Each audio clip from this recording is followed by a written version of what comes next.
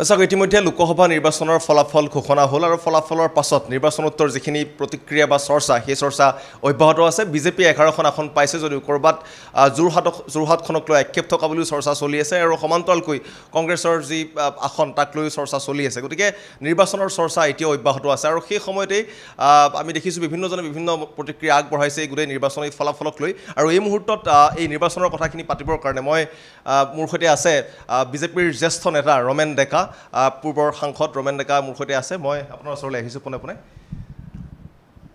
এতিয়া আমি দেখিছোঁ যে নিৰ্বাচনৰ ফলাফল ঘোষণা হ'ল, কিন্তু তাৰ পিছত যিটো পৰিৱেশ আপুনিও নিজে দেখিছে এইকেইদিন যে কি চলি আছে অসমত। গতিকে শেহতীয়া প্ৰথম প্ৰশ্নটো মোৰ এইটোৱেই যে নিৰ্বাচনক লৈ আপোনাৰ লোকসভা নিৰ্বাচনৰ অসমকেন্দ্ৰিক গোটেই কথাখিনি আপোনাৰ দৃষ্টিত কি হৈছে, ৰিজাল্টটো কি হৈছে? অসমৰ যি লোকসভা নিৰ্বাচন হৈছে ভাৰতীয় জনতা পাৰ্টি তথা মিত্ৰজোঁটৰ এক্সপেক্টেড যিটো লাইন আছিল সেইধৰণেই পাইছে। আৰু মই নিজেও খুব টক শ্ব'ত কম যাওঁ, এটা টক শ্ব'ত যাওঁতে কৈছোঁ যে আমি 10+ পাব পাৰোঁ, নহ'লেও 10খন আমাৰ নিশ্চিত আছে। গতিকে আমাৰ 11খন আসন হৈছে আৰু আমি 2009ৰ পৰাই আমাৰ আসন বাঢ়ি আছে। 2009ত মই সভাপতি থাকোঁতে 4খন আসন আছিলে, 3খন আমাৰ আছিলে, অসম গণ পৰিষদৰ এখন আছিলে। আমিও সেইবাৰ এলায়েন্সতেই নিৰ্বাচনত অৱতীৰ্ণ হৈছিলোঁ। আৰু আজি মোদীজী যেতিয়া এটা 14ত মোদীজীক প্ৰধানমন্ত্ৰী প্ৰক্ষেপ কৰা হৈছিল সেই সময়ত আমি 7খন পাইছোঁ আৰু 19তো আমাৰ ৰিজাল্ট ভাল হৈছিল। আৰু এইবাৰ আমাৰ সহযোগী দল দুয়োটাইও 2খন আসন পাইছে, লক্ষণীয়। গতিকে বিৰোধী পক্ষ 2-3খন আসন তো পাবই। আমি নিজেও বিৰোধীত থাকি 9 আৰু 14ত নিৰ্বাচনত জিকিছোঁ। গতিকে 2এখন আসন পাব আৰু 100% আসন পোৱাৰ যিটো জিঅ'গ্ৰাফিকেল বা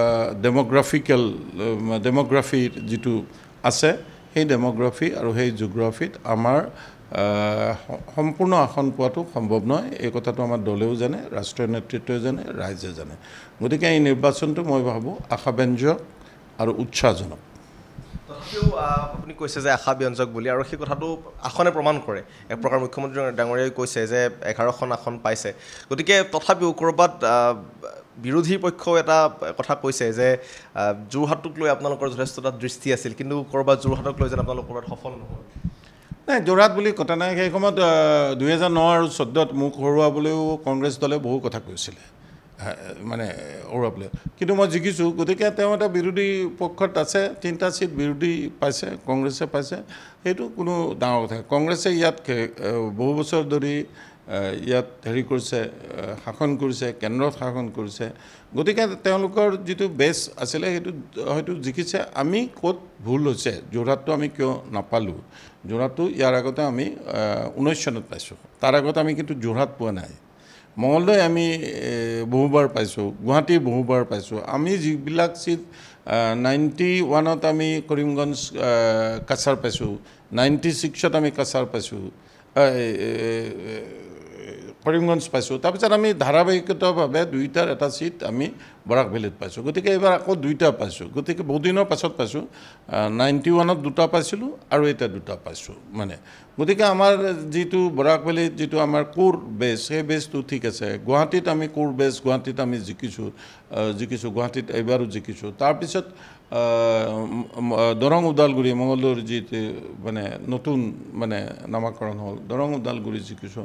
নগাঁৱৰ ডেম'গ্ৰাফিটো ডিলিমিটেশ্যনত চেঞ্জ হৈ গৈছে। গতিকে নগাঁৱটো পোৱাটো বহুত কঠিন আছিল, সেই কথাটো আমি জানো। ধুবুৰীত আমাৰ ফেক্টৰ নহয়, ইমান ডেম'গ্ৰাফিকেলি তাত সলনি হৈছে, ধৰ্মীয় মেৰুকৰণ হৈছে। গতিকে বাকী যিবোৰ আৰু লক্ষণীয় যে কোকৰাঝাৰৰ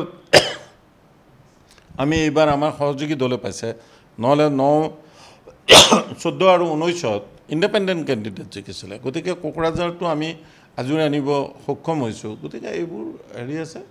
আৰু মই ভাবোঁ 26ত আমাৰ যিটো 94 ছিট কৈছে, ইয়াৰ আগতে আমি 14ত যিটো জিকিছিলোঁ প্ৰায় 84টা ছিটত জিকিছিলোঁ। 84 ছিটত 84টা ছিটত আমি 2014 চনৰ নিৰ্বাচনত জিকিছোঁ। এই কথাটো কিন্তু লক্ষণীয়, এই কথাটো অহা নাই। 84ৰ পৰা আমি 10টা আৰু বেছি জিকিছোঁ। একেবাৰে দলটো মানে একেদিনাই জিকিছে এনেধৰণৰ কথা নহয় দল ভাৰতীয় জনতা পাৰ্টিৰ শিপা তললৈ আছে ভাৰতীয় জনতা পাৰ্টি অহৰহ কাম কৰি আছে ভাৰতীয় জনতা পাৰ্টি কাৰ্যকৰ্তা লৈ চলা দল সংগঠনক লৈ চলা দল সংগঠন বেলেগে চলে সংসদ বেলেগে চলে এইটো আমাৰ কথা সংসদে সংসদীয় কাম কাজ কৰে সংগঠনে সংগঠনৰ কাম কাজ কৰে এই কথাটো আমি আগতে বহুবাৰ ডিছকাশ্যন হৈ গৈছে গতিকে আমাৰ সংসদীয় ৰাজনীতিটো ঠিক আছে আৰু সংগঠনটো ঠিক আছে আপুনি কৈছে যে যোৰহাটত ক'ত ভুল হয় সেই কথা বিবেচনা কৰা হ'ব পৰ্যালোচনা কৰা হ'ব আৰু একে সময়তে আপুনি সংগঠনৰ কথাটো কৈছে গতিকে যোৰহাটৰ ক্ষেত্ৰত সংগঠনটো এতিয়াও ক'ৰবাত দুৰ্বল নেকি যোৰহাটত দুৰ্বল নহয় মানে এটা চিট হাৰি গ'লে যে মানে সমগ্ৰ অসমখনত আমি হাৰি গৈছোঁ এই ধৰণৰ কথা নহয় সিটটো কিয় হাৰিছে সেই কথাটো যি দলৰ নেতৃবৃন্দ আছে সংগঠনৰ লগত জড়িত তেওঁলোকে নিশ্চয় আলোচনা কৰিব এইটো আমাৰ পৰম্পৰা আছে নিৰ্বাচনৰ পাছত সময় যিসকল মানে গুৰি ধৰোঁতা থাকে তেওঁলোকে আলোচনা কৰে এতিয়া যিসকল আছে সংগঠনৰ লগত জড়িত তেওঁলোকে নিশ্চয় এইটো আলোচনা কৰিব আৰু আলোচনা কৰি ইয়াৰ ২৬ত যি কাৰেক্টিভ মেজাৰ ল'ব লাগে সেই কাৰেক্টিভ মেজাৰটো ল'ব মই অকণমান ৰাষ্ট্ৰীয় প্ৰেক্ষাপটত যাবলৈ বিচাৰিম যিহেতু আপোনাৰ দিল্লীৰ লগত যথেষ্ট এটা ভাল সম্পৰ্ক গতিকে আমি দেখিছোঁ যে নৰেন্দ্ৰ মোদীয়ে তৃতীয়বাৰৰ কাৰণে প্ৰধানমন্ত্ৰী হ'বলৈ গৈ আছে গতিকে এয়া এক অভিলেখ কাৰণ জৱাহৰলাল নেহৰুৰ পাছত তেখেতে এইবাৰ তৃতীয়বাৰৰ কাৰণে প্ৰধানমন্ত্ৰীৰ শপত গ্ৰহণ কৰিব সেই দিশতে আগবাঢ়িছে গতিকে ইয়াৰ পিছত একে সময়তে কিন্তু এই কথাখিনি কোৱা হৈছে যে বিজেপিৰ ক'ৰবাত এইবাৰ এটা খুব বেছি এটা বিপৰ্যয়ৰ সন্মুখীন হৈছে ৰাষ্ট্ৰীয় ক্ষেত্ৰত কাৰণ উত্তৰ প্ৰদেশৰ নিচিনা ষ্টেটত বিজেপিৰ আসন কমিছে গতিকে ক'ৰবাত বিজেপিৰ ষ্ট্ৰেটেজিকেলি কিবা ভুল হৈছে নে মানুহে ৰাইজৰ বিজেপিৰ পৰা অকণমান আঁতৰি আহিছে নে কি হৈছে গোটেই ৰাষ্ট্ৰীয় প্ৰেক্ষাপটত নাই ৰাষ্ট্ৰীয় প্ৰেক্ষাপটত যিটো মানে আপোনালোকে কৈছে সেই সম্পৰ্কত দলীয় কেন্দ্ৰীয় নেতৃবৃন্দই আলোচনা কৰিব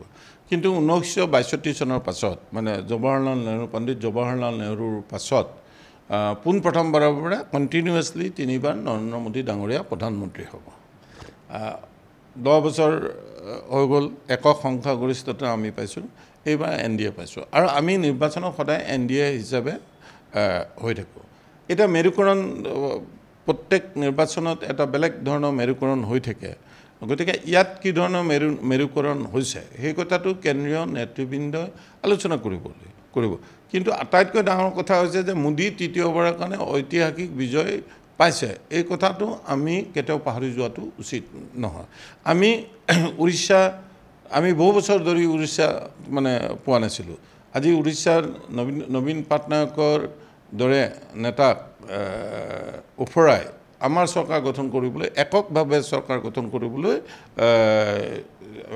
সুযোগ পাইছে চন্দ্ৰবাবু নাইডুৰ লগত অন্ধ্ৰপ্ৰদেশত আমাৰ চৰকাৰ হ'ব দুখন যি ষ্টেট হৈছে এই দুখন ৰাজ্যৰ নিৰ্বাচনত আমাৰ ফল অভূতপূৰ্ব মিত্ৰজোঁটৰ ফল অভূতপূৰ্ব আৰু কেন্দ্ৰটো আমি কমফৰ্টেবল মেজৰিটি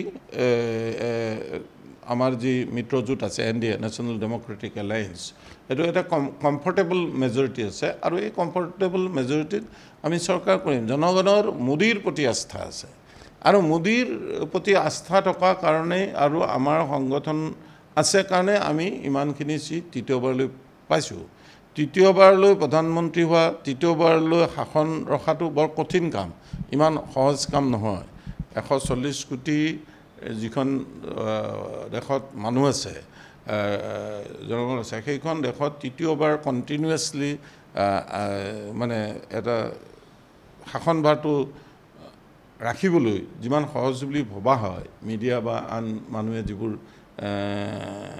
পৰ্যালোচনা কৰে তেওঁলোকৰ মতে ইমান সহজ কথাটো নহয় তাৰ পাছতো মোদী ডাঙৰীয়াৰ নেতৃত্বত নেশ্যনেল ডেমক্ৰেটিক এলায়েন্সে তৃতীয়বাৰৰ বাবে শাসন পোৱাটো এক ঐতিহাসিক বিজয় আৰু এই বিকাশ আৰু সবকা সাথ যি আমাৰ শ্লোগান আছে সেই শ্লোগানত ৰাইজে সঁহাৰি জনাইছে ধন্যবাদ আৰু মই শেষৰটো প্ৰশ্ন কৰিম আপোনাক সময় যেহেতু অকণমান লৰালৰি আপোনাৰো গতিকে মই এই মুহূৰ্তত আপুনি দেখিছে যে নিৰ্বাচনৰ আৰম্ভণিৰ পৰা নিৰ্বাচনৰ মাজ পৰ্যায়ৰ নিৰ্বাচনৰ শেষ পৰ্যায়ত আমি দেখিছোঁ যে কেইগৰাকীমান বিজেপিৰ পুৰণি কৰ্মী এগৰাকী অশোক শৰ্মা, দ্বিতীয়গৰাকী হৈছে ৰাজন গোহাঁই আৰু তৃতীয়গৰাকী এইবাৰ নতুনকৈ মৃণাল শইকীয়াৰ নামটো ইয়াত সংযোগ হৈছে। মৃণাল শইকীয়াই বহুকেইটা কথা নিৰ্বাচনৰ ফলাফলৰ দিনা নিশা তেওঁ কথাটো কৈছে।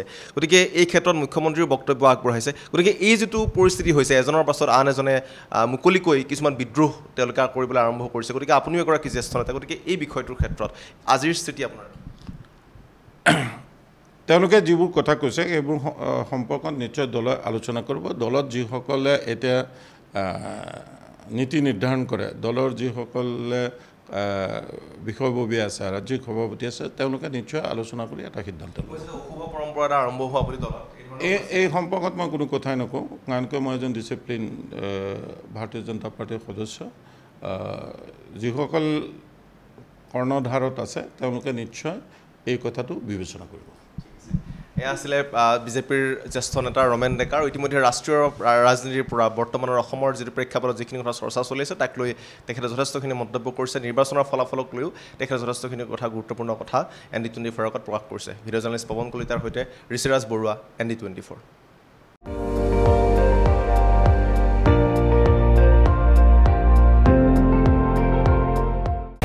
আপুনি চাই আছে ND24, সৰ্বশ্ৰেষ্ঠ নহয়, সৰ্বোত্তমৰ দৌৰত।